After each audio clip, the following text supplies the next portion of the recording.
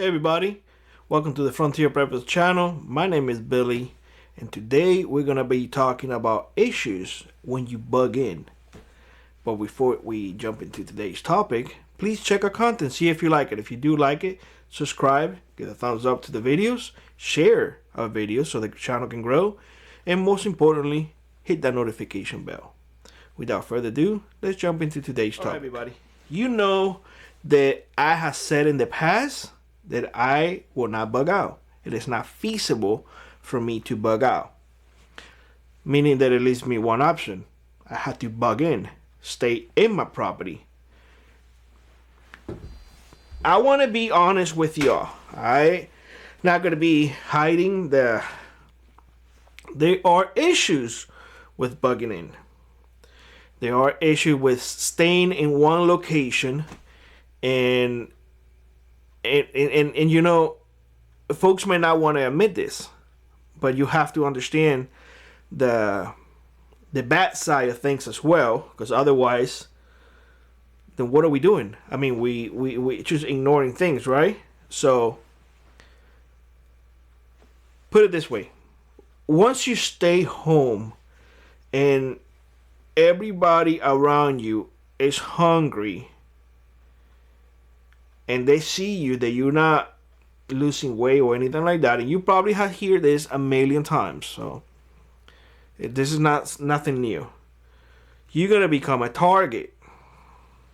You're gonna become a target. So I'm gonna keep this video very simple, and I'm gonna give you my impressions of things and why, and the things that I would do and why.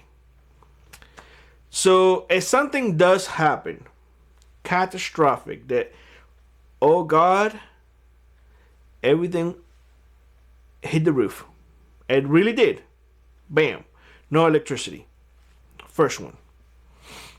You're going to run a generator. Generators are loud. Now, some of you may say, well, there are quiet generators. Let me put it like this. Where I am from, you could hear my grandmother's generator, which was the only one in the area that she lived, the only one, from blocks and blocks away. When everything is off and you don't have that constant noise, that white noise constantly bugging you, because believe it or not, cars going by, that's white noise. Bicycles, that's white noise. Even animals moving around, that is white noise. When you remove all of that during the tranquility of the night, let me tell you something, you hear a lot of things you may not hear otherwise. Needless to say that a candle can be seen from a mile away. So imagine a light bulb. That's another thing. Keep that in mind. Some of you might say, well, you can block all the windows and, you know, block all the light. And I said, okay, sure. You can build an enclosure for your generator. You can do that. But you have neighbors. Unless you live in a very secluded area, you're going to have neighbors. And not all your neighbors are going to be as prepared as you are. So here comes the kicker. Will you be able to pull that trigger?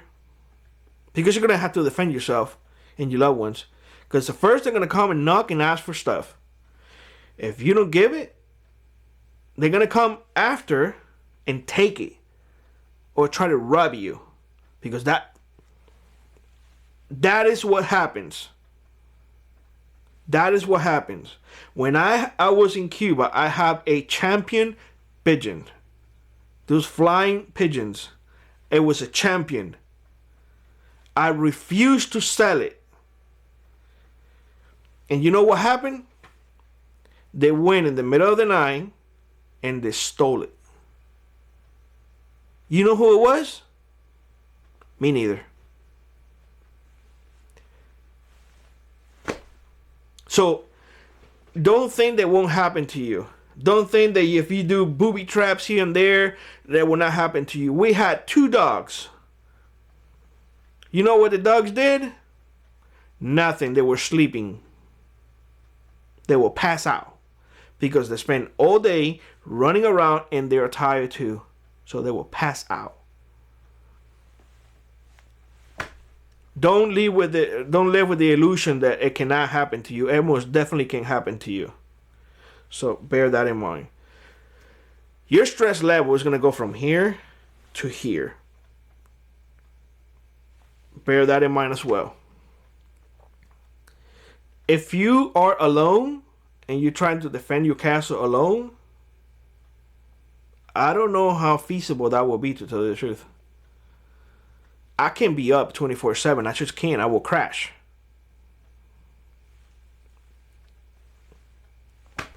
Now, one can say, well, I will put booby traps here and there. And I say, yes, that is something to do. That's something that you can do. But I will caution you on it.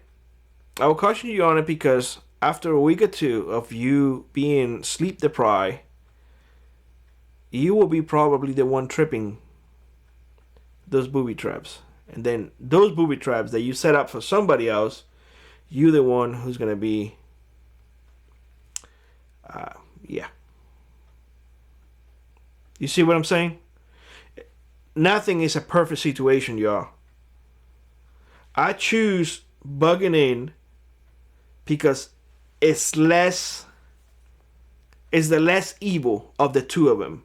I feel that me putting myself out there, if I bug out, I'm going to have more dangers to deal with. Plus the environment, plus, snow and cold and everything. I live in Alaska. So if I stay home, at least I have everything, my supplies.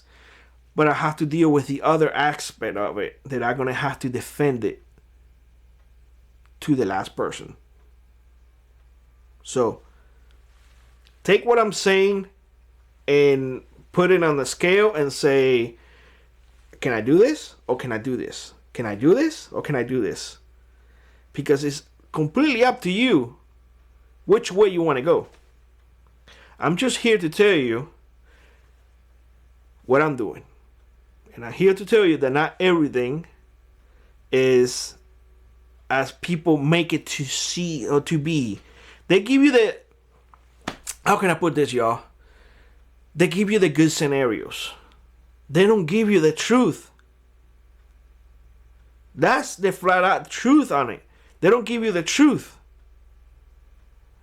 They're not going to tell you that if an SHTF does happen, water will be cut off because that happens in a natural disaster. There's no more water. There's not going to be electricity. Your kids are going to be running around the house like crazy maniacs, driving you crazy. Your animals are going to be annoying the living bejesus out of you. Your wife or your husband, you're going to look at them and be like, I wish you were never born before. God almighty, I hate you so much. Not because you do hate them, but because you're so stressed out that you don't know what to do with all that responsibility that you now have. Was that a mouthful or what? But it is the truth, y'all. It is the truth. Something to think. Let me know what you think. Let me know if I'm off base here.